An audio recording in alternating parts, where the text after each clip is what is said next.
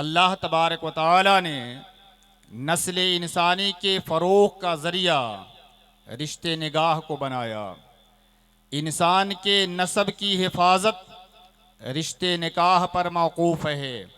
ऐसा नहीं है कि रब आदमी पैदा करने के लिए मर्द औरत का मोहताज हो, ऐसा नहीं है। हमारा अक़ीदा है, ईमान है कि अल्लाह तबारक व तआला हर शय पर कादिर है। वो चाहे तो बग़ैर मर्द औरत के भी आदमी पैदा कर दे, और उसने किया है। हज़रत आदम अलैहिस्सलातु वस्सलाम जो सारे इंसानों के बाप हैं, अल्लाह तबारक व तआला ने बग़ैर मर्द औरत के उनको पैदा किया। रब इस बात पर भी कादिर है कि वो चाहे तो बग़ैर औरत के सिर्फ मर्द से इंसान पैदा कर दे। हज़रत हव्वा रज़ी अल्लाह ताला अन्हा को अल्लाह तबारक व तआला ने बग़ैर औरत के सिर्फ मर्द से हज़रत आदम की बाईं पसली से पैदा फरमा दिया। रब इस बात पर कादिर है कि वो चाहे तो बग़ैर मर्द के सिर्फ औरत से इंसान पैदा कर दे, और उसने किया है। हज़रत सय्यदना ईसा अलैहिस्सलातु वस्सलाम को अल्लाह तबारक व तआला ने बग़ैर बाप के सिर्फ हज़रत मरियम से पैदा फरमा दिया। ये रब की कुदरत है। मगर निज़ाम ये है, तरीक़ा ये है, उमूमी तरीक़ा जो अल्लाह तबारक व तआला ने आदमी की पैदाइश के लिए मुकर्रर फरमाया है। उमूमी तरीक़ा यही है कि मर्द औरत के मिलने से अल्लाह तबारक व तआला ने इंसान पैदा फरमाया है। और एक चीज़ और, हमारा अक़ीदा ये भी है कि अल्लाह तबारक व तआला अगर चाहे तो कुदरत रखता है कि बग़ैर मर्द औरत के बारिश के कतरों की तरह आसमान से इंसान पैदा कर दे, मगर उसने ऐसा नहीं किया है। जानते हैं वजह क्या है? उसकी वजह यह है कि अगर बारिश के कतरों की तरह आसमान से इंसान टपकाए गए होते, आदमी पैदा किए गए होते, तो ज़मीन पर आदमी होता, आदमियत नहीं होती। इंसान होते, इंसानों में इंसानियत नहीं होती। मुझे अपने बेटे से प्यार है, इसलिए प्यार है कि मैंने उसकी परवरिश पर बड़ी मुशक्क़तें उठाई है। अपने बाप से प्यार है, अपने भाई से प्यार है। रिश्ते अल्लाह तबारक व तआला ने पैदा किए ताकि इंसानों के दरमियान मोहब्बत कायम रहे। अल्लाह तबारक व तआला ने निकाह पर सारे रिश्तों की बुनियाद रखी है। आप सोचें कि ये कितना अजीम रिश्ता है, मगर इस रिश्ते को करने से पहले अजीब हाल हो गया है हमारा कि हम इंसान हर काम को करने से पहले सीखते हैं, उसे मालूम करते हैं। हम जानते हैं कि बग़ैर सीखे एक गाड़ी भी हमने चलाया तो दो नतीजा निकलेगा, या तो खुद को तोड़ लेंगे या गाड़ी को तोड़ लेंगे। बग़ैर सीखे हम कोई काम नहीं करते। मगर इतना अजीम रिश्ता था रिश्ते निकाह, इल्ला माशा अल्लाह चंद अफराद को छोड़ दिया जाए तो क्या ये सच्चाई नहीं है कि इस रिश्ते को करने से पहले लोग सीखते नहीं कि इस रिश्ते को हमें कैसे करना है, इस रिश्ते की अहमियत क्या है, ये जानने की कोई कोशिश नहीं करता। जबकि इसी रिश्ते पर अल्लाह तबारक व तआला ने सारे रिश्तों की बुनियाद रखी है।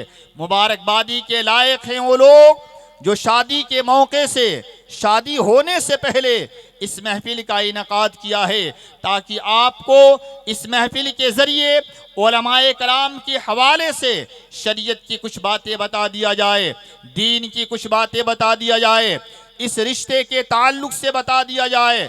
सुने, मैं अर्ज़ कर रहा था, अल्लाह अज़्ज़ व जल ने आदमी पैदा किया, इंसान पैदा किया। खुतबे में मैंने कुरान अज़ीम की जो आयत करीमा पढ़ी है, उलमा से आपने सुना होगा। खुतबे निकाह में इस आयत करीमा को उलमाए कराम पढ़ा करते हैं, मगर अफसोस ये है कि हमारी ज़बान अरबी नहीं है। हम नहीं समझते कि खतीब या काजी साहब जो आयत करीमा खुतबे निकाह में पढ़ रहे हैं उसका क्या माना है, क्या मफहूम है, हमने सुन लिया, देख लिया, समझ लिया, बस खुतबे निकाह होने जा रहा है। आइए मैं उस आयत करीमा की थोड़ी सी तशरीह करूं। अल्लाह अज़्ज़ व जल ने इरशाद फरमाया है, या अय्युहन्नासुत्तको रब्बकुमुल्लज़ी खलक़कुम मिन नफ्सिन वाहिदा, ऐ लोगो उस रब से डरो जिसने तुम्हें एक जान से पैदा किया है। सारे इंसान एक जान से पैदा किए गए हैं। वो एक जान कौन है? वो एक जान हम सब के बाप हजरत सय्यदना आदम अलैहिस्सलातु व तस्लीम हैं। सारे इंसानों को अल्लाह तबारक व तआला ने हजरत आदम से पैदा किया। यहीं से एक अकीदा मिला कि इंसान हजरत आदम की औलाद है, और उस बातिल नजरिए की तरदीद भी हो रही है जो आज तक माज़अल्लाह सारे बच्चों को सिलेबस में पढ़ाया जाता है कि आदमी पहले बंदर था, आदि मानव हुआ, तरक्की किया, फिर इंसान बन गया। ये नजरिया बातिल है, झूठ है, शरीयत के खिलाफ है, कुरान के खिलाफ है। इंसान कभी बंदर था ही नहीं, इंसान अशरफुल मखलूकात है। अल्लाह तबारक व तआला की अजीम शाहकार का नाम इस्लाम है, इंसान है। इंसान को पैदा करने से पहले परवरदिगार आलम ने 4 कसमें खाई है। इरशाद फरमाया है, वत्तीन वज़ैतून वतूर सीनीन वहाज़ल बलदिल अमीन लक़द खलक़नल इंसान फ़ी अहसनि तक़वीम। कसम है तीन की, कसम है जैतून की, कसम है तूरे सीना की, और कसम है इस अमन वाले शहर यानी शहर मक्का की। बेशक हमने इंसान को सबसे बेहतर सूरत में पैदा फरमाया है, सबसे बेहतर सूरत में अल्लाह तबारक व तआला ने इंसान को पैदा फरमाया है। जिन बच्चों को सिलेबस में पढ़ाया जाता है कि आदमी पहले बंदर था, ये नजरिया, ये अकीदा कुरान के सरासर खिलाफ है। इंसान कभी बंदर था ही नहीं, इंसान अल्लाह की अशरफुल मखलूकात है। सबसे बेहतर मखलूकात में से इंसान को अल्लाह तबारक व तआला ने सबसे बेहतर मखलूक बनाकर पैदा फरमाया है। और अगर मान लिया जाए इस नजरिए की तरदीद तो ऐसी ही हो जाती है कि आदमी पहले बंदर था, फिर तरक्की किया, इंसान बन गया। अरे नादानो, कोशिश किए होते, थोड़ी सी अक्ल का इस्तेमाल किए होते तो बात समझ में आ जाती कि साइंस का जब उरूज नहीं था, साइंस ने जब तरक्की नहीं किया, जिस जमाने में साइंस का उरूज नहीं था, तरक्की नहीं किया था साइंस ने, उस जमाने का बंदर तरक्की करके इंसान अगर बन सकता है तो आज का बंदर तरक्की करके क्यों नहीं इंसान बन जाता? कभी सुना है आपने कि आज का कोई बंदर तरक्की करके इंसान बन गया? ये गलत नजरिया है। अकीदा कुरान ये है, अल्लाह तबारक व तआला का इरशाद ये है कि सारे के सारे इंसान हजरत आदम की औलाद हैं। बेशक आदमी हजरत आदम की औलाद हैं। और हजरत आदम को आदम इसलिए कहा जाता है कि अदीम के माना मिट्टी के आते हैं। अल्लाह तबारक व तआला ने हजरत आदम को मिट्टी से पैदा किया, इसलिए उनको आदम कहा जाता है। हमें आदमी इसलिए कहा जाता है कि हम हजरत आदम की औलाद हैं। फिर अल्लाह तबारक व तआला ने हजरत आदम को पैदा कहाँ किया? जन्नत में। कहाँ भेजने के लिए? जमीन पर भेजने के लिए। और हजरत आदम अलैहिस्सलातु व तस्लीम आराम फरमा रहे हैं जन्नत में।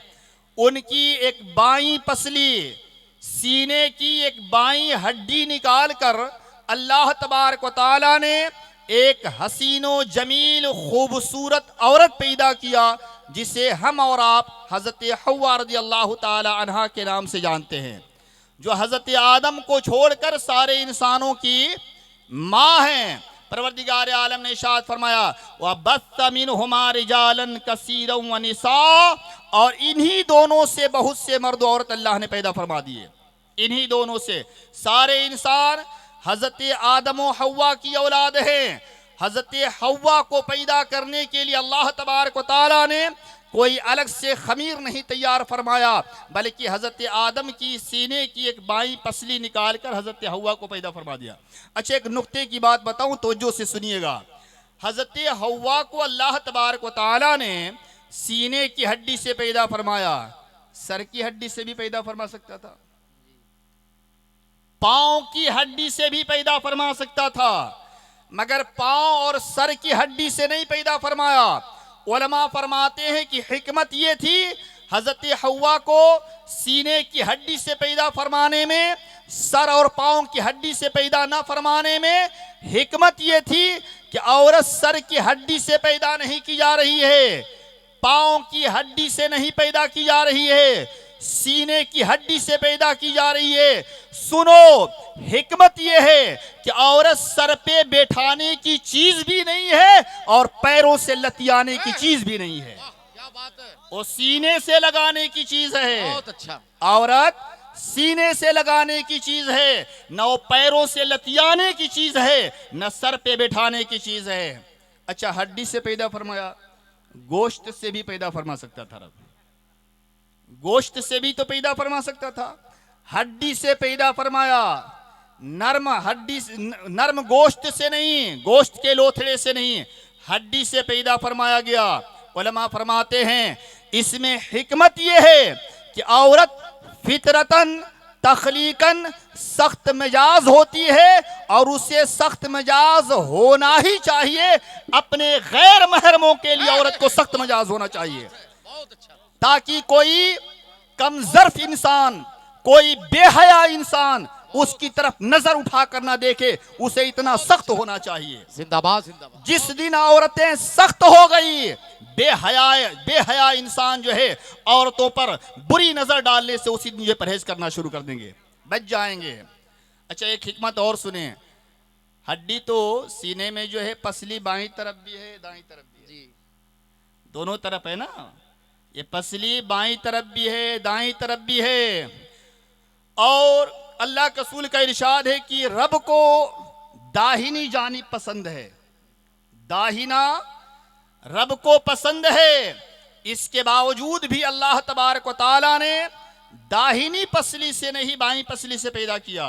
हिकमत यह है, सुने, अल्लाह के हर फेल में हिकमत है। फेलुल हकीम ला यखलु अनिल हिकमा, हकीम का कोई भी फेल हिकमत से खाली नहीं होता है। बाईं पसली से पैदा किया इसलिए कि अल्लाह तबारक व तआला ने ये पूरे वजूद की जो जान है वो दिल है, और दिल को बाईं जानिब रखा है। दिल के करीब की पसली से पैदा फरमाकर ये पैगाम दिया, ए लोगों, औरतों को अपने दिल से करीब रखो, करीब रखो, इसलिए क्यों बाईं जानिब से पैदा की गई है। खैर, अल्लाह अज़्ज़ व जल ने हजरत हव्वा को पैदा फरमाया, फिर जन्नत में उन दोनों का निकाह हुआ। पहला निकाह, अभी तक कोई निकाह नहीं हुआ था, निकाह का कोई तस्वुर नहीं था। हजरत हव्वा पैदा हुई, हजरत आदम ने उनकी तरफ हाथ बढ़ाया, मना कर दिया गया, आदम टच करना हलाल नहीं है, छूना जायज़ नहीं है, जब तक इनसे निकाह नहीं हो जाता उस वक्त तक तुम्हें छूना हलाल नहीं है। क्या निकाह के लिए क्या करना होगा? कहा निकाह करने के लिए तुम्हें इनका महर देना होगा। नौजवान सुने, अभी कल की बात बता रहा हूं, दो बूढ़ों का फोन आया था, हजरत क्या करें, अहलिया का इंतकाल हो चुका है, पता ही नहीं महर कितना था, पता ही नहीं महर कितना था, बीबी का इंतकाल हो चुका है, अब महर की अदायगी की सूरत क्या होगी? क्यों ऐसे करते हो? ये वो फर्ज है, महर वो शय है जिसको किसी मौलवी ने नहीं बल्कि सबसे बड़े मौलाना रब ने मुकर्रर फरमाया है, रब का मुकर्रर करदा है। और इरशाद फरमाया गया, वातुन निसा सदुकातिहिन निहला, अपनी बीवियों को उनका महर खुशी खुशी दो। हम लोगों ने समझ रखा है बस बांध दिया जाए, बांधना हमने समझ रखा है, खाली बांधने का हुक्म नहीं है, देने का हुक्म है, वो भी खुशी खुशी देने का हुक्म है। अल्लाह ने इरशाद फरमाया, हव्वा का महर अदा करो, इनसे निकाह होगा, तब तुम्हें छूना हलाल होगा। अकीदे का मसला सुने, अकीदत भरी बात है, तवज्जो से सुन लें। हजरत आदम अलैहिस्सलातु तस्लीम ने अर्ज किया, मालिक मौला, इस जन्नत में दिरहमो दीनार नहीं है, हवा का महर क्या होगा।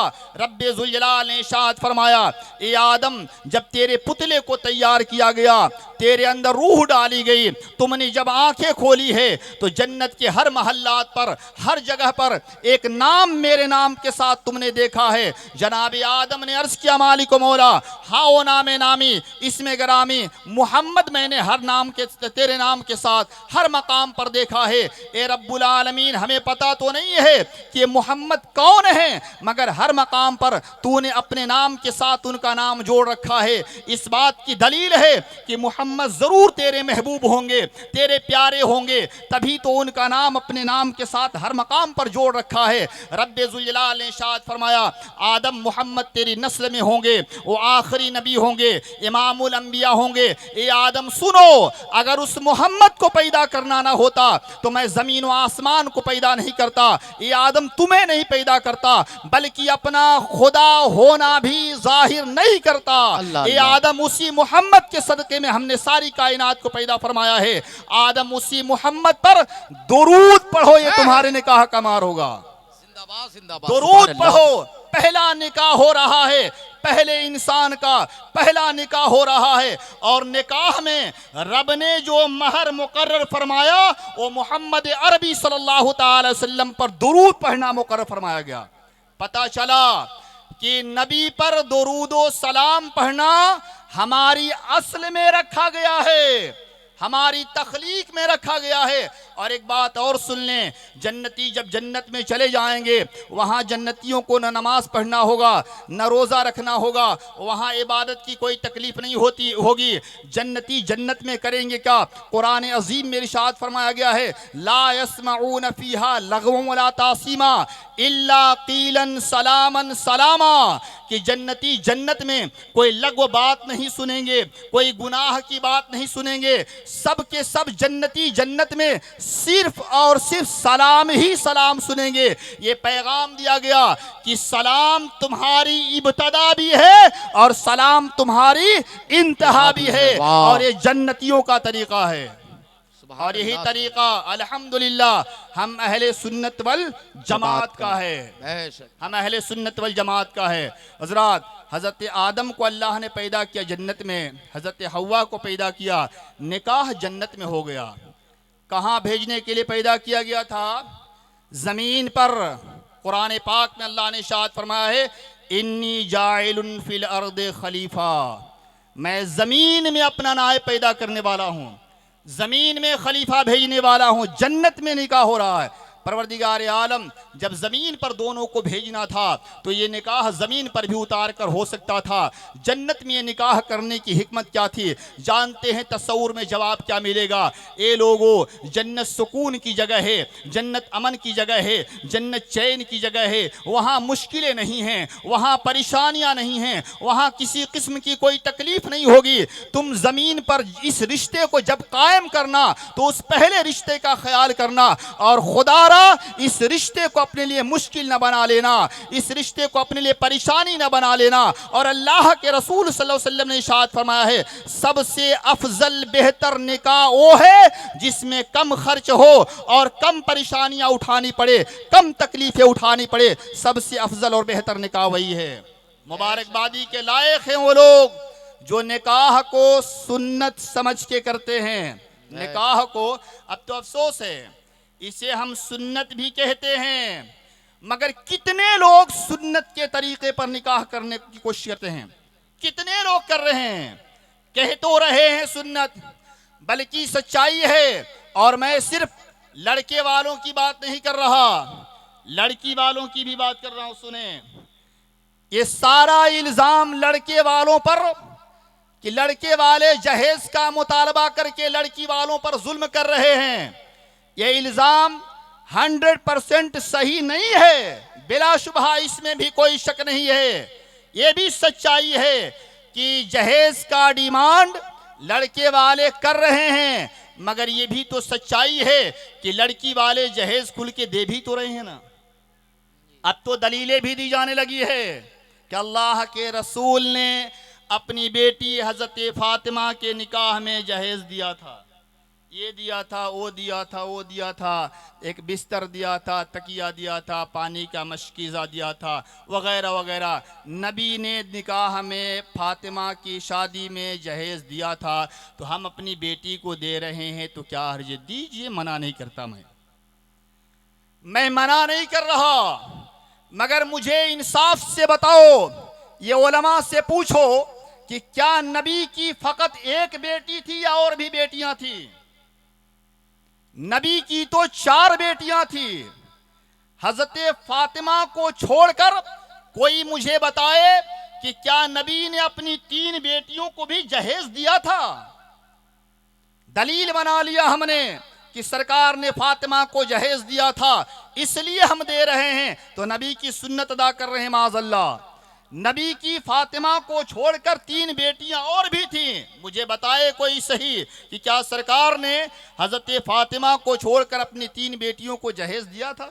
मुझे तो कहीं नहीं मिला आज तक, मुझे तो कोई ऐसी तारीख नहीं मिली कि इसमें पैगंबर ने, और अगर नहीं दिया है नबी ने, तो क्या कोई ये कहेगा कि नबी ने नाइंसाफी किया 3 बेटियों के साथ? माज़अल्लाह सुम्मा माज़अल्लाह। अल्लाह के रसूल सल्लल्लाहु ताला अलैहि वसल्लम के ताल्लुक से हम ये तस्वुर भी नहीं कर सकते कि नबी ने अपनी दूसरी बेटियों के साथ नाइंसाफी किया।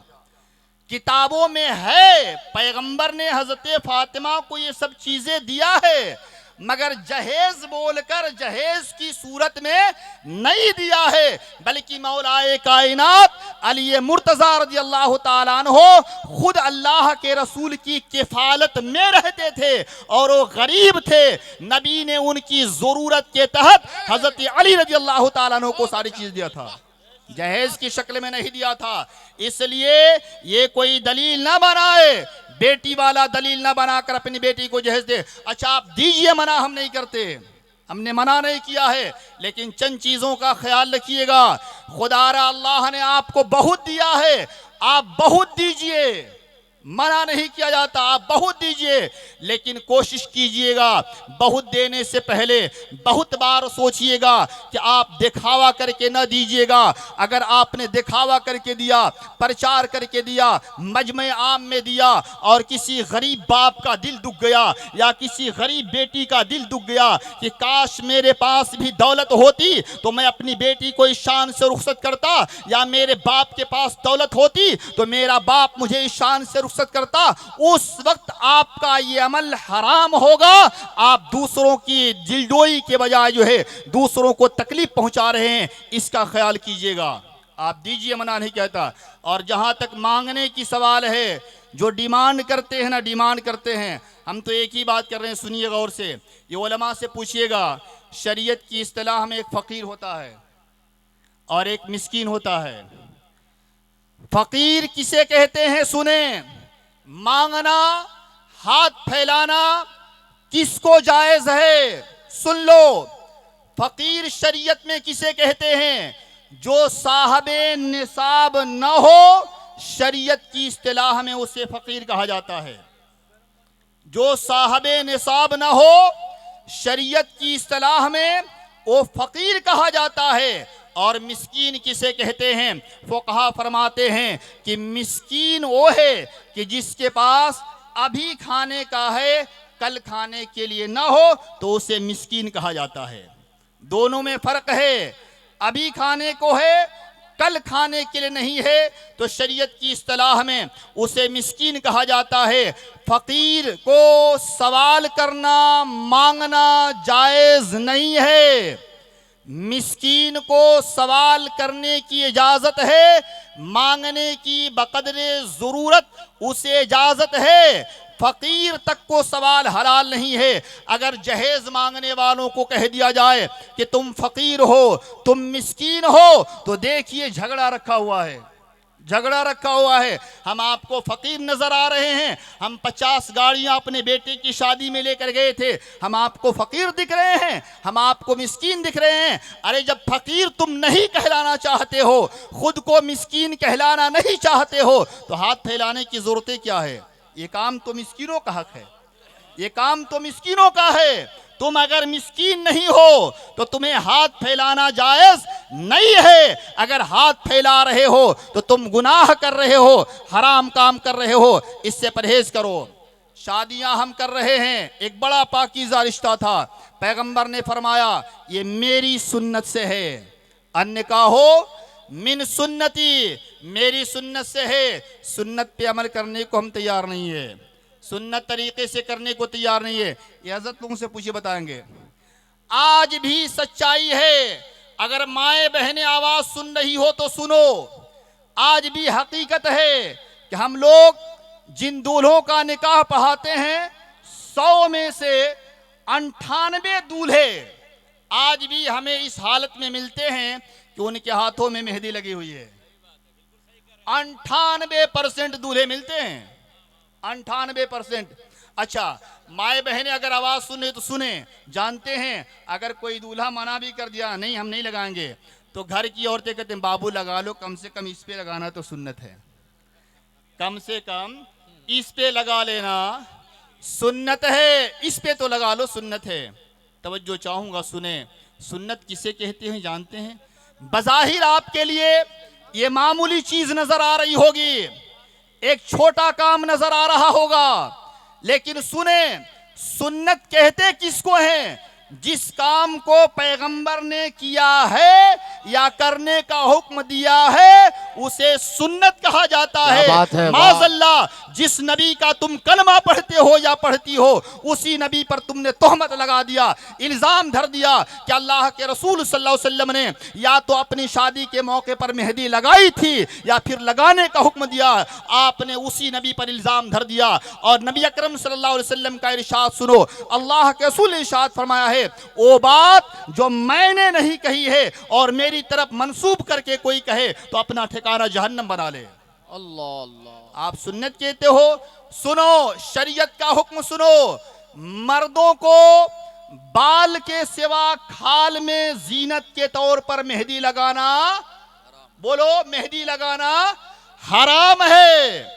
जीनत के तौर पर बालों को छोड़कर, सर और चेहरे के दाढ़ी के बाल को छोड़कर, बाल को छोड़कर जिस्म के किसी भी हिस्से पर जीनत के तौर पर मेहंदी लगाना मर्दों को, बोलिए, मेहंदी लगाना मर्दों को हराम है। सुन्नत पे अमल करो। अच्छा, आप लोगों के यहाँ शायद पता नहीं वो रस्म चलती है कि नहीं, निकाह के बाद ओ जब सब कुछ हो जाता है तो दूल्हे को आंगन में ले जाते हैं, ले जाते हैं आपके यहाँ? हाँ, आंगन में दूल्हे को ले जाया जाता है। क्या होता है वहां, क्या होता है? ये रस्म जो खास तौर से उत्तर प्रदेश और बिहार के इलाके में राइज है, ये आमतौर पर ये उत्तर प्रदेश और बिहार में ये है, और स्टेटों में इल्ला माशाअल्लाह हमें तो नहीं देखने को मिला है, खैर जहां हो। मगर ये निकाह का कोई पार्टी नहीं है, ये तो कोई हिस्सा ही नहीं है, कोई हिस्सा नहीं, ये निकाह का कोई पार्ट नहीं है। अच्छा, वहां होता क्या है? वहां होता क्या है? हमने तो खुद देखा है कि इस काम के लिए कि आंगन में लड़का जाएगा, चंद मनचले भी साथ में जाते हैं, और अगर रोका जाता है तो बाज़ जगहों पे झगड़े भी हो जाते हैं, झगड़े हो जाते हैं। हम क्यों नहीं जाएंगे? 4 लड़के ही तो जा रहे हैं, इसमें कौन सी खराबी है? हजरात, आप नहीं जानते कि कौन सी खराबी है। ये घर में जाएंगे, गैर महरम औरतों पर इनकी नजर पड़ेगी, गैर महरम औरतें इनको देखेंगी। और सुने, ये दोनों चीजें हराम है। न गैर महरम औरतों को मर्दों को देखना जायज है, न गैर महरम मर्दों को औरतों को देखना जायज है। अल्लाह के रसूल सल्लल्लाहु अलैहि वसल्लम की बारगाह में हजरत उम्मे सलमा हैं, एक और अज़वाज मुतहरात में से हजरत आयशा सिद्दीक़ा रज़ियल्लाहु तआला अन्हा हैं। हजरत अब्दुल्लाह इब्न मक्तूम आ रहे थे, नाबीना थे, वो नाबीना थे हजरत अब्दुल्लाह इब्न मक्तूम, और वो चले आ रहे थे। अल्लाह के रसूल ने हजरत उम्मे सलमा से फरमाया, हजरत आयशा से फरमाया, अब्दुल्लाह इब्न मक्तूम आ रहे हैं, पर्दा कर लो, पर्दा कर लो। अज़वाज मुतहरात ने अर्ज किया, या रसूलल्लाह, ये देखते नहीं हैं, ये नाबीना हैं, इनकी आंखों से तो नजर ही नहीं आता, फिर क्या पर्दा करने का क्या मतलब है? अल्लाह के रसूल सल्लल्लाहु अलैहि वसल्लम ने बड़ा प्यारा जवाब दिया, उन्हें नजर नहीं आता, वो नहीं देखते हैं, तुम तो देखती हो ना। तुम्हारे पास तो आंखें सलामत है, न गैर महरम मर्दों को देखना हलाल है, न गैर महरम औरतों को देखना हलाल है। क्या होता है उसमें? ये शादी का कोई पार्ट नहीं है, कोई हिस्सा नहीं है। और तुरफा तमाशा ये है, मजीद उस पर ये है कि घर में जाने के बाद हंसी मजाक होते हैं, एक दूसरे को छूते भी हैं। क्या क्या होता है? अल्लाह की पनाह, वो सारी हदें लोग तजावुज कर डालते हैं। और फिर क्या कर रहे हैं? कहे हैं जय हैं सुन्नत अदा करने के लिए, सुन्नत अदा। अच्छा एक चीज और बताएं, हम लोगों के यहाँ आम तौर पर एक रस्म उसमें और होती है, अगर लड़के की माँ बाहयात है तो वो काम वो करती है, या फिर कोई घर की बुजुर्ग खातून वो काम करती है। क्या करती है जानते हैं? दूल्हा आंगन में गया है तो उसकी उंगली में सोने की अंगूठी पहनाई जाती है, और अगर इत्तफाक से किसी दूल्हे को नहीं पहनाया गया, सोने की अंगूठी नहीं मिली, तो उसका थोबड़ा भी गिरा होता है और उसके बाप का थोबड़ा भी गिरा होता है। दोस्त अहबाब भी ताने मारते हैं कि तेरे ससुराल वाले लगता है फकीरी, क्या इनको एक सोने की अंगूठी नहीं मिली। बाप मुंह लटकाया रहता है, मेरा बेटा घर में गया था खाली हाथ चलाया, खाली हाथ चलाया। आप लोगों ने उसकी उंगली में एक अंगूठी तक नहीं डाली है, खाली हाथ चलाया। अंगूठी सुने, एक सहाबी रसूल है, उनको पता नहीं था, इल्म नहीं था कि सोना मर्दों को हराम है। सोने की अंगूठी पहनकर बारगाह रसूल में आ गए। सहाबी रसूल थे, अंगूठी पहनकर हुजूर की बारगाह में आ गए। नबी ने उनकी उंगली में सोने की अंगूठी देखा। ये मैं हदीस पाक का तर्जमा कर रहा हूँ, सुने। अल्लाह के रसूल सल्लल्लाहु अलैहि वसल्लम ने नाराज़गी का इजहार फरमाया, फिर उनके हाथों को पकड़ा, उंगली से सोने की अंगूठी निकाला और निकाल कर फेंक दिया। नबी तशरीफ ले गए, किसी ने मशवरा दिया, उठा लीजिए, ले जाकर घर में औरतों को दे दीजिएगा, मर्दों को सोना पहनना तो हराम है। आपको इसका इल्म नहीं था। वो सहाबी रसूल थे, उनका ईमान देखें, अकीदा देखें, मोहब्बत रसूल देखें, इत्तिबाए सुन्नत देखें। आप इरशाद फरमाते हैं, वल्लाहि ला खुज़हा वक़द तरकहा रसूलुल्लाह सल्लल्लाहु अलैहि वसल्लम, अल्लाह की कसम इसको हाथ भी नहीं लगाऊंगा, इसको मुस्तफ़ा जान रहमत ने निकाल कर फेंका है। ये है सुन्नत की पैरवी, ये है सुन्नत की इत्तबा। और हमारा तो थोबड़ा गिरा होता है कि हमारे बेटे को सोने की अंगूठी नहीं मिली। तमाशा है, ताज्जुब होता है, एक हराम चीज के लिए आपका थोबड़ा गिरा हुआ है, आपका मुंह लटका हुआ है। बल्कि बाज औकात तो इस चीज पे, इतनी छोटी सी चीज पे रिश्ते तक तोड़ लिए जाते हैं कि घर गया था खाली हाथ चलाया, उसे एक सोने की अंगूठी तक नहीं दी गई। इसी वजह से रिश्ते तोड़ लिए जा रहे हैं। हजरात, सुन्नत है शादी, सुन्नत समझ के करो। और ये उलमा, ये जितना जिस चीज़ को आज मना कर दे रहे हैं, उतना ही सख्ती से उस पर अमल किया जा रहा है। मेरे पास एक जो है दूल्हे का बाप आया, हजरत आया, उसके यहाँ ऐसे ही जो है महफिल थी शादी से एक दिन पहले, और उसने कहा कि हजरत पटाखे के खिलाफ ज़रूर तकरीर कीजिएगा। पटाखा के खिलाफ, पटाखा जानते हैं ना? हाँ, हाँ जी जी जी, पटाखे के खिलाफ ज़रूर तकरीर कीजिएगा। मैंने शरीयत के जो उसूल व कवायद थे, अल्लाह और रसूल के जो हकाम थे, उसके ताल्लुक़ से बयान किया। और उस शादी में मुझे भी शरीक होना था, मुझे भी जाना था। आंखों से आंसू आ गए। जो बाप कल मुझसे कह रहा था पटाखे के खिलाफ बोलिएगा, आज पटाखे का बेग उसी बाप के कांधे में लटका हुआ था। शर्म नहीं आ रही है? अच्छा आप बताएं, अगर आप में से किसी को कह दिया जाए तुम शैतान हो, अच्छा लगेगा?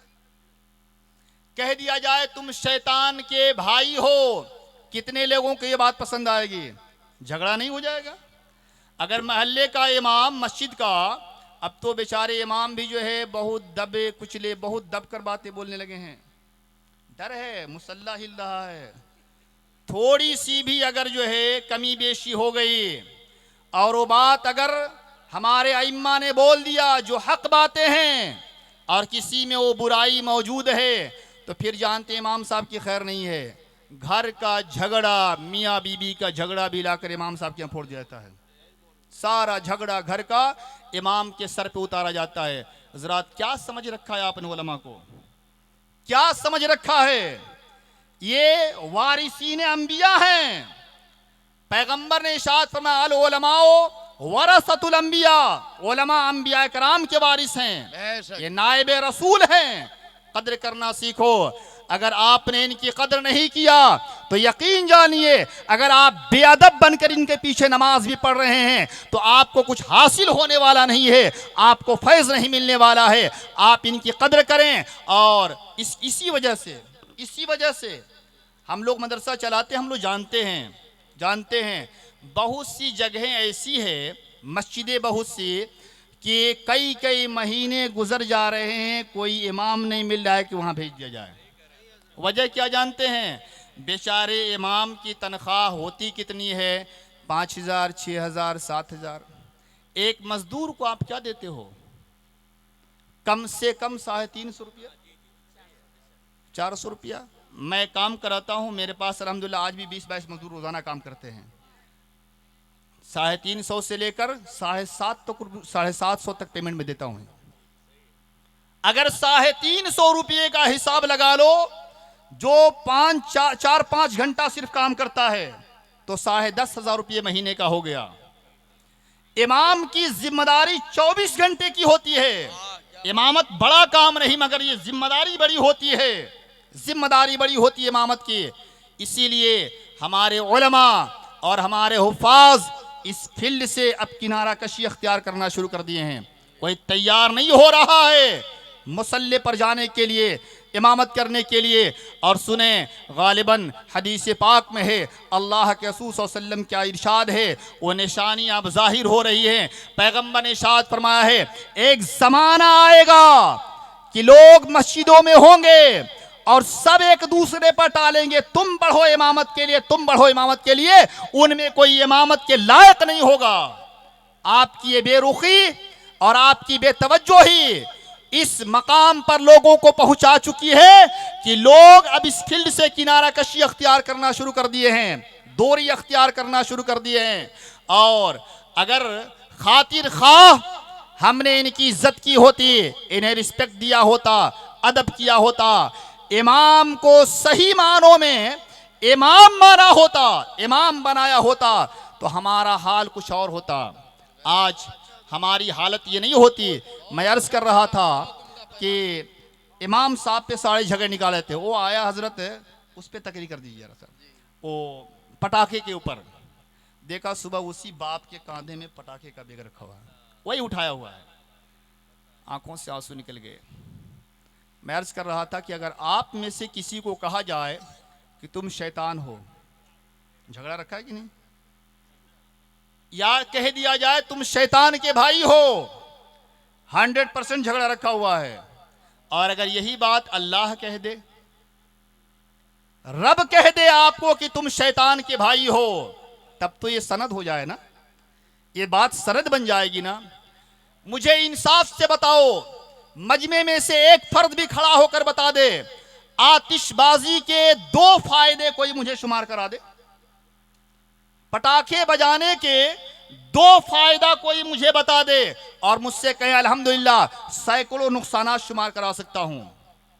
आज हाल ये है, इतने तेज पटाखे गलियों में, मोहल्लों में शादी के मौके से उड़ा दिए जाते हैं कि अगर कोई मरीज है, हार्ट का पेशेंट है, तो इस बात का खदशा लगा रहता है कहीं इसका हार्ट अटैक न हो जाए, हार्ट फेल न हो जाए।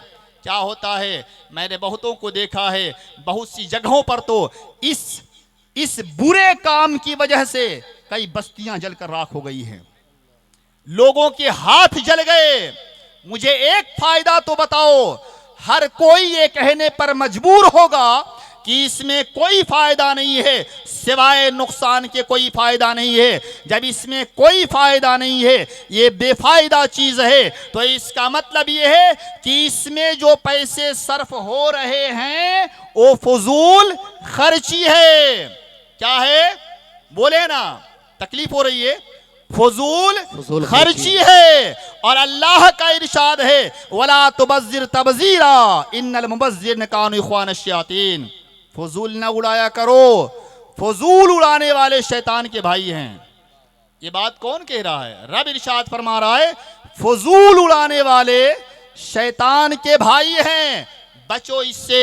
अगर अल्लाह ने तौफीक दिया है, आप इतना पैसा खर्च ही करना चाहते हो, उठाओ उन पैसों को, ले जाओ अपनी मस्जिदों में देकर आओ, अपने मदरसों में देकर आओ। आपके इन्हीं पैसों से बहुत बड़ा काम हो सकता है। हो सके इन पैसों को उठाओ शादी के मौके से और ये अहद करो कि हम 10,000 रुपया जो है पटाखे पे खर्च करने वाले हैं, मगर ये 10,000 रुपया जो है हम आज बचाएंगे और ले चलेंगे, मोहल्ले की एक गरीब बेटी के घर देकर आएंगे, एक गरीब पड़ोसी के घर देकर आएंगे, जिसका घर नहीं होगा उसके घर बनाने के लिए हम मदद करके आएंगे, कुछ सदका करके आएंगे इन पैसों को। देखो फिर आपकी शादी शादी खाने आबादी बनती है। शुरू से आखिर तक तो सारा का सारा हराम और नाजायज हमने इस सुन्नत के अंदर जमा किया और फिर उम्मीद लगाए बैठे हैं कि बेटा जो है गुलाम गौसे आजम बनेगा। ऐसे थोड़ा बनेगा बेटा गुलाम गौसे आजम। ये रिश्ता खुशहाल रहेगा, घर रिश्ता मजबूत रहेगा। ऐसे रिश्ते थोड़ा मजबूत होते हैं। तुमने शरीयत के खिलाफ किया और उम्मीद लगा रखे हो ये रिश्ता मजबूत होगा। हजरात, रिश्ते ऐसे मजबूत नहीं होते हैं। इन चीजों से बचो। पैगंबर ने इरशाद फरमाया है अन्निकाहो मिन सुन्नती, निकाह मेरी सुन्नत से है, मेरे तरीके से है। अभी मेरे बाद मुकर्रे खुसूसी हज़रत अल्लामा मौलाना मुफ्ती शमसुद्दीन साहब क़िबला तशरीफ़ लाने वाले हैं। बेहतरीन इलाज कर रहे हैं हज़रत, अभी बेहतरीन इलाज कर रहे हैं। और याद रखिए, नश्तर जो लगाता है दुश्मन नहीं होता है। वो जो नश्तर लगाता है वो दुश्मन नहीं होता है, वो कौम का दर्द रखने वाला होता है।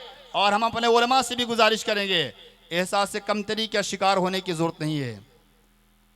मत परेशान होइए कि हजरत क्या करें, चलते हैं तो कौम निशाने कदम गिन रही है। देख रही है मौलवी साहब टोपी कैसे लगाए हैं, ये कपड़ा कैसे पहने हैं। मेरे भाई, परेशान होने की जरूरत नहीं है। ये जिंदा कौम की निशानी है, ये भी जिंदा कौम की निशानी है। जो कौम गुनहगार है वो ये नहीं चाहती कि हमारा रहबर गुनाह करे, हमारा रहबर गलत रहे। लेकिन हजरात, ये जिंदा कौम तो है मगर उलमा के ताल्लुक से सोई हुई है, ये सोई हुई भी है। आप एहसास से कम तरीके शिकार ना हो, आप अपना काम करें, इंशाअल्लाह तबारक व तआला अल्लाह अज़्ज़वजल जो है आपको इसका नेमल बदल जरूर अता फरमाएगा।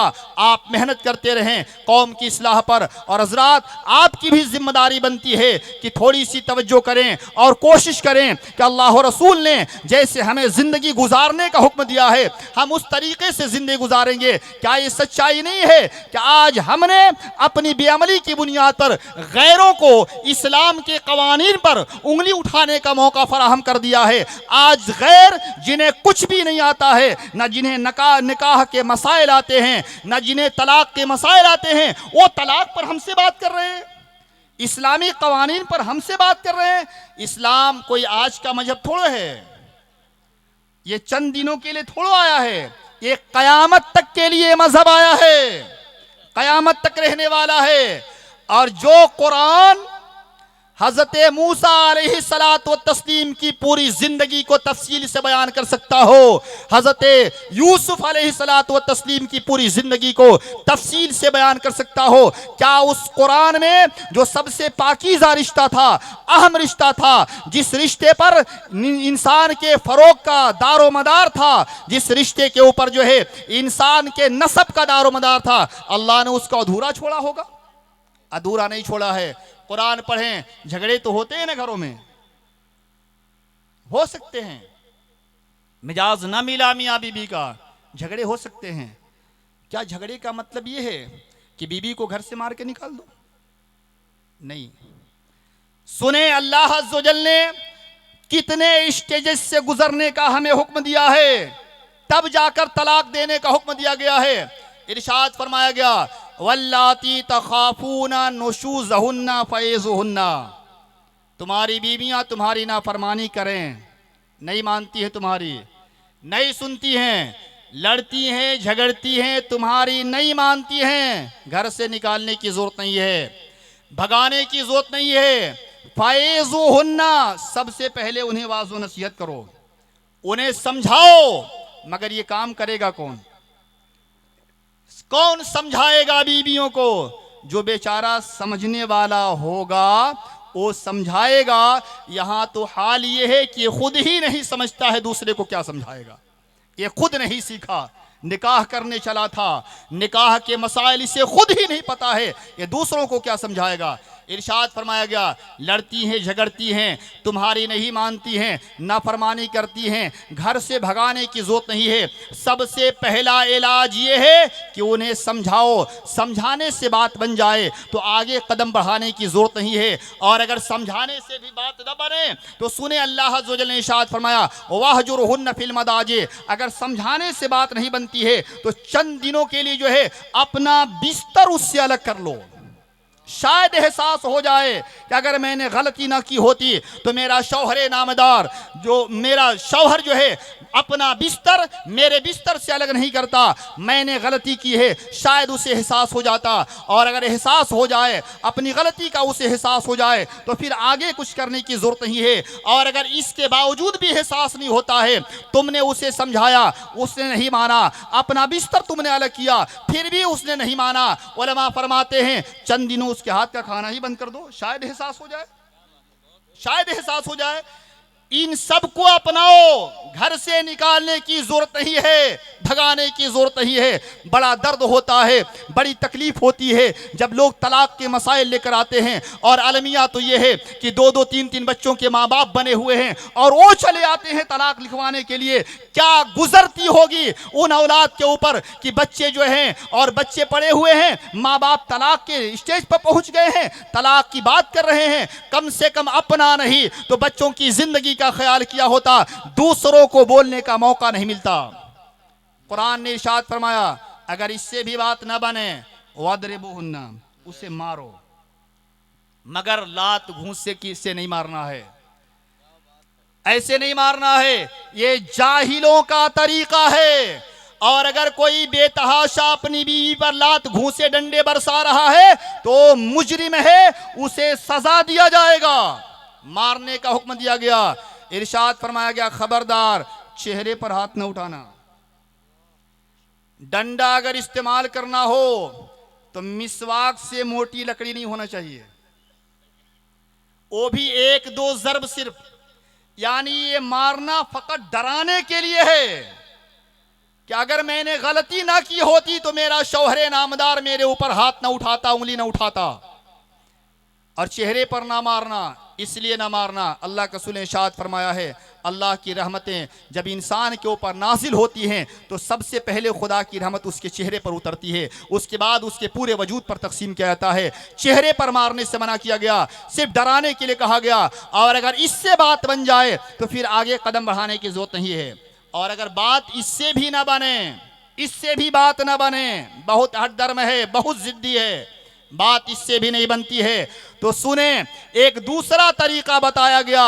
इरशाद फरमाया गया है, तुम्हारी तरफ से यानी मर्द की तरफ से चंद जिम्मेदार जमा हो जाएं, औरत की तरफ से चंद जिम्मेदार जमा हो जाएं और दोनों के दरमियान जो है सुलह कराने की कोशिश करें। अगर सुलह हो जाए, बात बन जाए तो फिर आगे कदम बढ़ाने की जरूरत नहीं है। और अगर इतना सब कुछ करने के बाद अगर बात ना बने तब जाकर इरशाद फरमाया गया है कि बीबी को तलाक दो।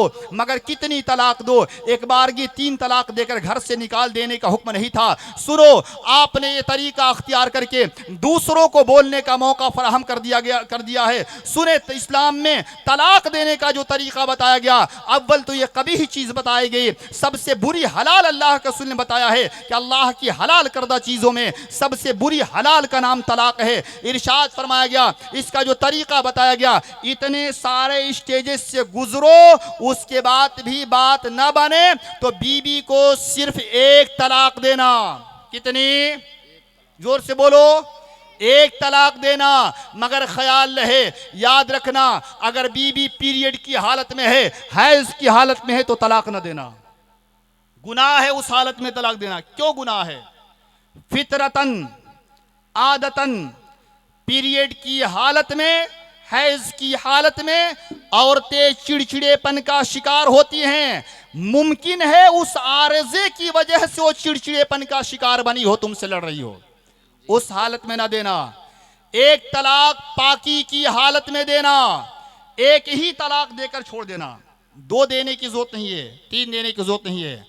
अगर तुम उसको नहीं रखना चाहते हो तो इद्दत गुजरने के बाद यही एक तलाक तलाक़े बाइन हो जाएगी, वो तुम्हारे निकाह से निकल जाएगी। और अगर रखना चाहते हो, आज झगड़ा है, आज ना इत्तेफाकी है, आज अनबन है, आज नहीं बन रही है, सुनो 10 दिन के बाद हो सकता है सुलह हो जाए, 2 महीने के बाद हो सकता है सुलह हो जाए, तो अभी दरवाजे बंद नहीं है। एक तलाक अगर दिए हो, इद्दत के अंदर अंदर तुम चाहो तो रजात कर लो, यानी इतना कह दो मैं वापस ले रहा हूं तुम्हें, मैं तुमसे रजात कर रहा हूं, फिर वो हस्बे साबिक पहले की तरह आपकी बीवी हो जाएगी। कुछ नुकसान नहीं हुआ है, कुछ करने की जरूरत नहीं है। हाँ, फकत एक नुकसान हुआ है, शरीयत ने आपको 3 गोलियां दिया था, 1 गोली आपने फायर कर चुका है, 1 गोली फायर कर चुके हैं, 2 गोलियों के ही मालिक हैं। अगर इद्दत के अंदर न रहने का, इद्दत के अंदर न रहने का प्लान है, इद्दत के बाद फिर जो है मिजाज बना नहीं हम लोगों ने गलती किया है, साथ रहना चाहिए, अभी भी दरवाजे बंद नहीं है। इद्दत गुजर गई है, फिर भी दरवाजे बंद नहीं है, फकत इतना कर देना है कि दोनों का बैठा कर निकाह कर देना है, और फिर पहले की तरह मियां बीवी हो जाएंगे। हाँ, बस 2 ही तलाक के मालिक रहोगे। ये तरीका कब तक अख्तियार किया जा सकता है?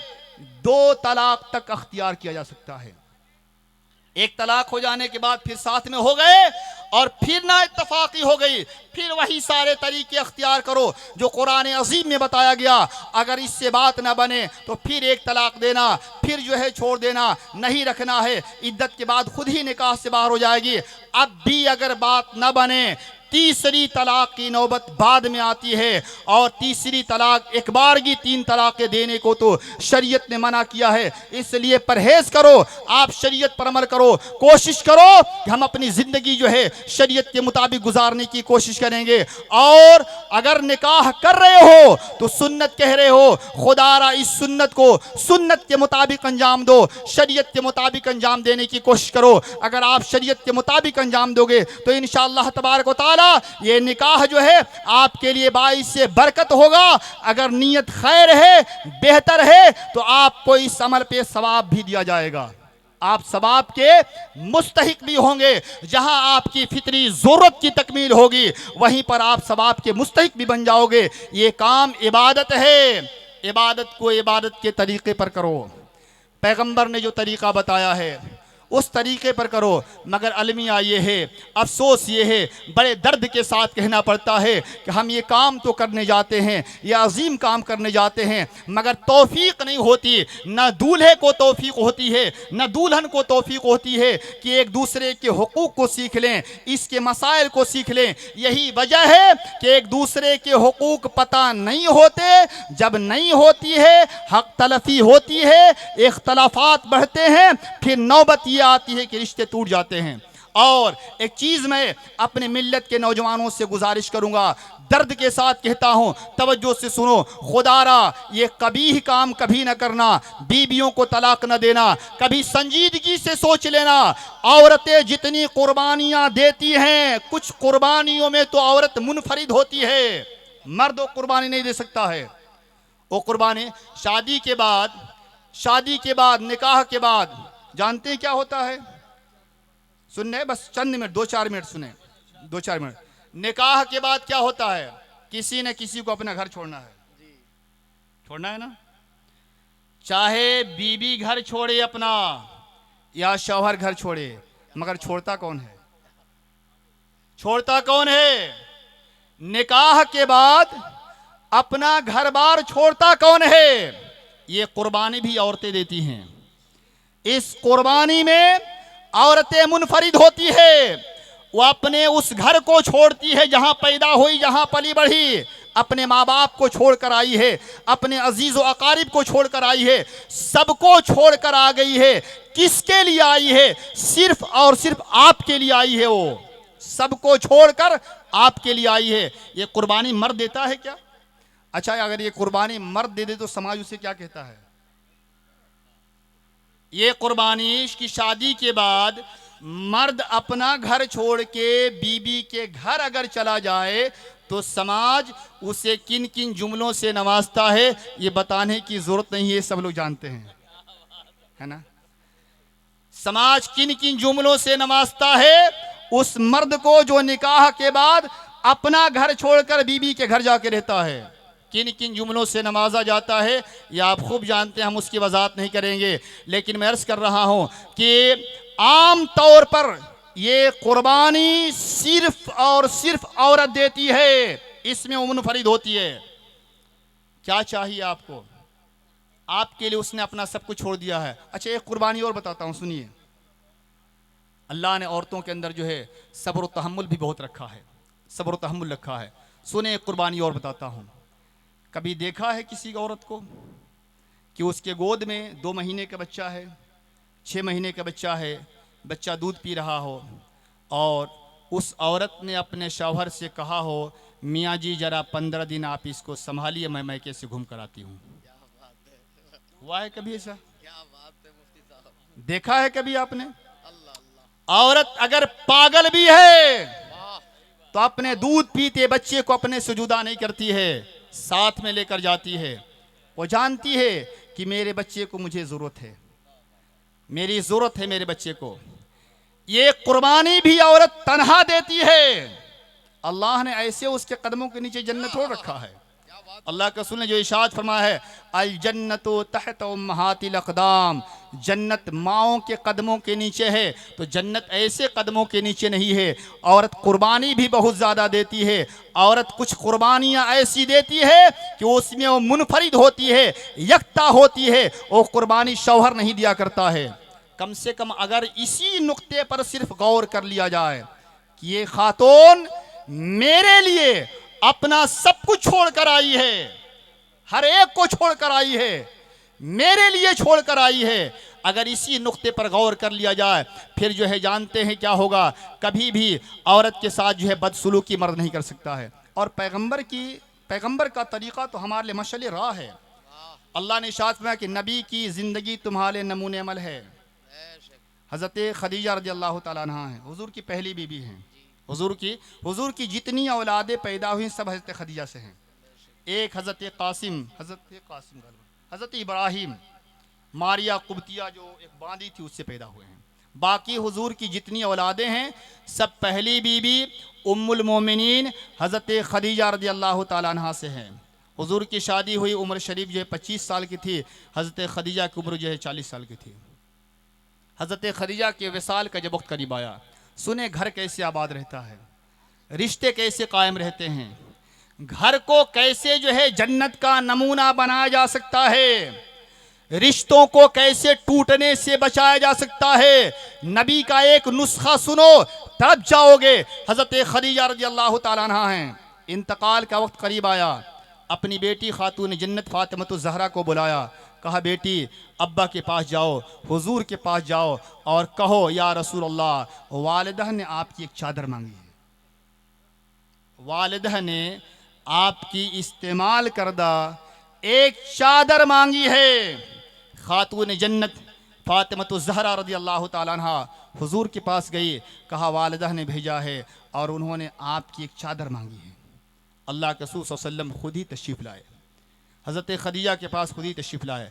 बिस्तर अलालत पर हुजूर की बीबी उम्मुल मोमिनीन हज़रत खदीजा रज़ी अल्लाह ताला अन्हा हैं। नबी ने पूछा, खदीजा क्या तूने मेरी चादर मांगा है, मेरी चादर मांगा है? हज़रत खदीजा ने अर्ज़ किया, हाँ या रसूल अल्लाह, मैंने आपसे आपकी चादर एक मांगी है। नबी ने इरशाद फरमाया, खदीजा मेरी चादर क्या करोगी, क्या करोगी? तमाम मुसलमानों की माँ है, सुने वो अकीदा क्या दे रही है, तवज्जो से सुने। आप अर्ज करती हैं, या रसूलल्लाह मैंने आपकी चादर इसलिए मांगी है, मेरी ख्वाहिश है कि इंतकाल के बाद मुझे आपकी चादर में कफन दिया जाए। ये उम्मीद है कि अल्लाह तबारक व तआला आपकी चादर की बरकत से मेरी मगफिरत फरमा देगा। जिंदाबाद जिंदाबाद। सारे मुसलमानों की माँ हैं, अकीदा दे रही हैं। लेकिन मैं जो कहने जा रहा हूं वो जरा सुने। ओ जरा सुने, रिश्ते कैसे टूटने से बचाए जा सकते हैं।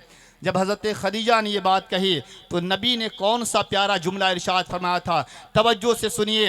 अल्लाह के रसूल सल्लल्लाहु ताला अलैहि वसल्लम ने इरशाद फरमाया, या खदीजते लौ सालते जिल्दी लाते तो के, खदीजा ये चादर तो चादर है, तूने मेरी चमड़ी मांगा होता तो चमड़ी उधेड़ कर दे दिया होता।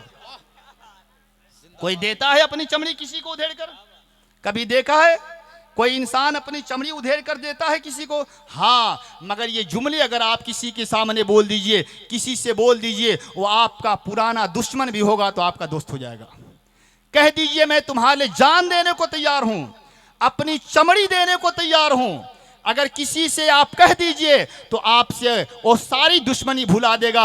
और अगर यही जुमला आप अपनी बीवी से कह डालें, मोहब्बत के दो बोल बोल डालो, वो अपने सारे दर्द को भूल जाएगी, सारे रंज को भूल जाएगी, सारी तकलीफें भुला देगी और वो देखेगी कि मेरा शौहर मुझसे इतना मोहब्बत करता है कि अपनी चमड़ी देने की बात कर रहा है। ये तरीका किसने बताया है? पैगंबर ने दिया है। बीवियों की दिलजोई करने के लिए अल्लाह के रसूल सल्लल्लाहु अलैहि वसल्लम ने कौन कौन से नुस्खे न दिए। हज़रत आयशा सिद्दीक़ा रज़ी अल्लाह ताला अन्हा फरमाती हैं कि मैं हैज़ की हालत में होती, मैं अपने लबों से दूध का प्याला लगा कर पीती और फिर अल्लाह के रसूल सल्लल्लाहु अलैहि वसल्लम इरशाद फरमाते, आयशा कुछ मेरे लिए भी बचा कर रख देना, बचा कर रख देना। हज़रत आयशा फरमाती है, मैं हदीस का तर्जमा कर रहा हूँ, सुने। हज़रत आयशा फरमाती है कि मैं दूध पी लेती, उसके बाद प्याले में कुछ दूध बचा कर जब नबी को पेश करती तो अल्लाह के रसूल एक जुमला इरशाद फरमाते, आयशा बताओ इस प्याले में तूने लब कहाँ लगाए हैं, कहाँ लब लगाकर तूने दूध पिया है? हज़रत आयशा फरमाती हैं कि मैं बता देती या रसूलल्लाह, मेरे लब यहाँ लगे हैं। अल्लाह के रसूल सल्लल्लाहु अलैहि वसल्लम मेरी दिलजोई की खातिर अपने लबों को प्याले में उस जगह लगाते जहां मेरे लब लगे होते। थोड़ी सी अगर आप संजीदगी से अपनी जिंदगी गुजारोगे तो इंशाअल्लाह तबारक व तआला शादी का जो मकसद है वो हमेशा हल रहेगा, रिश्तों में कभी दरार नहीं आएगा। मगर अब तो हाल ये है कि हमारी जहालत का आलम ये है, नौजवान सब कुछ लुटा लेने के बाद जो है अब इन उलमा की बारगाह में आता है, उससे पहले कभी नहीं आता। हजरत जरा बताइए ना, मुझे निकाह करना है, निकाह के मसाइल बता दीजिए, बीबी के साथ झगड़ा चल रहा है, कैसे उसको हल करना है ज़रा ये बता दीजिए। जी नहीं, बस जैसे ही जो है थोड़ा सा इख्तलाफ हुआ फौरन बीबी को तलाक दे दिया, और दे देने के बाद जब होश आता है कि अब तो ये घर से निकल जाएगी, रिश्ता टूट गया, तो मौलवी साहब क्या मसला पूछता है, हजरत क्या बताऊं, गुस्से में झगड़ा चल रहा था, बीबी को तलाक तलाक तलाक बोल दिया है। कौन खुशी से तलाक देता है? मोहब्बत में बीबी को कौन तलाक देता है? खुशी से जब दोनों में बनती हो तो कौन तलाक देता है? तलाक तो इख्तलाफ के बाद ही होती है, गुस्से की हालत में ही ये काम होता है, खुशी की हालत में कौन देता है? अब बहाने बनाने से, हीले तलाश करने से कोई फ़ायदा नहीं है। आपने अपनी जहालत का सबूत दे दिया है। हज़रात, पैगंबर की सुन्नत पर अमल करो। ये इत्तिबाए सुन्नत कॉन्फ्रेंस का इनेकाद करके आपको पैगाम दिया जा रहा है कि नबी की सुन्नत पर अमल करने में ही आपकी दीन व दुनिया की भलाई है। अगर पैगंबर का तरीक़ा छोड़कर आप ज़िंदगी गुजारना चाहोगे तो फिर ज़िंदगी गुजारना जो है आपके लिए बड़ा मुश्किल हो जाएगा, अजीरन हो जाएगा, आपकी दुनिया भी तबाह बर्बाद हो जाएगी और आखिरत भी तबाह बर्बाद हो जाएगी। तरीक़े मुस्तफ़ा को छोड़ना है वजह बर्बादी, इसी से कौम दुनिया में हुई बेइख्तिदार अपनी। अल्लाह तबारक व तआला हमें और आपको अमल की तौफ़ीक़ अता फ़रमाए। व आखिरु दवाना अनिल हम्दुलिल्लाहि रब्बिल आलमीन। माज़रत के साथ हज़रात मुझे जाना होगा, इसलिए मौसम भी जो है काफ़ी जो है बिगड़ चुका है और फजर बाद मुझे एक तकरीर और करनी है। कोशिश कर रहे हैं, अगर मौसम ने साथ दिया तो मुझे इसी वक्त निकलना पड़ेगा, फिर कभी मौका मिला मुलाकात होगी, बात होगी। अगर कोई गलती हो गई हो, आइए हम और आप सभी मिलकर रब की बारगाह में तौबा कर लेते हैं, कलमा पढ़ लेते हैं। अस्तगफिरुल्लाह अस्तगफिरुल्लाह रब्बी मिन कुल्लि ज़ंबि व अतूबु इलैहि, अशहदु अल्ला इलाहा इल्लल्लाहु व अशहदु अन्ना मुहम्मदन अब्दुहु व रसूलुहु। अस्सलामु अलैकुम। जिंदाबाद जिंदाबाद।